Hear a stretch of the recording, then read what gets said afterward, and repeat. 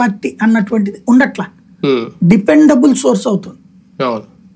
తమిళనాడులో వాడిచ్చే 4 సీట్లు పుచ్చుకోవాలా, బీహార్లో లాలు ఇచ్చే సీట్లు పుచ్చుకోవాలా, ఉత్తరప్రదేశ్లో అఖిలేష్ ఇచ్చే సీట్లు పుచ్చుకోవాలా, అట్లా వాళ్ళ మీద పడి బ్రతుకుతోంది తప్పించి తను సొంతగా ఎదగడం మానేసింది.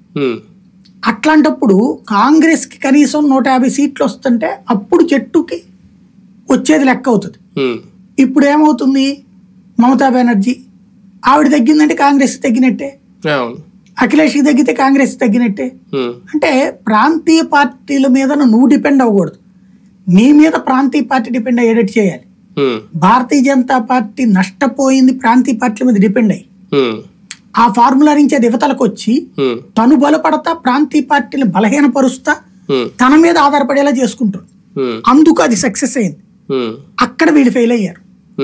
అంటే ఓవరాల్ గా చూసుకుంటే ఎన్డీఏతర పార్టీల మీద డిపెండ్ అయ్యి ప్రభుత్వాన్ని ఫామ్ చేసే పరిస్థితులు అయితే ఎన్డీఏ ఇప్పుడు కనిపించట్లేదు ఈ సిచ్యువేషన్ బట్టి. అంతే, అంటే క్లీన్ స్వీప్ ఒక రకంగా పూర్తి మెజార్టీ తోటే కేంద్రంలో. ఎగ్జిట్ పోల్స్ 2004లో అయితే ఫెయిల్ అయినాయి, బీజేపీ వస్తుందని వాజ్పేయి.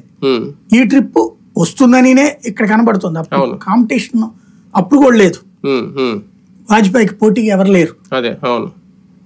వ్యతిరేకత అప్పుడు ఏమైంది, చంద్రబాబు ఇంపాక్ట్ దెబ్బతీసింది. ఈ ట్రిప్ అట్లాంటి ఫ్యాక్టర్ లేదు.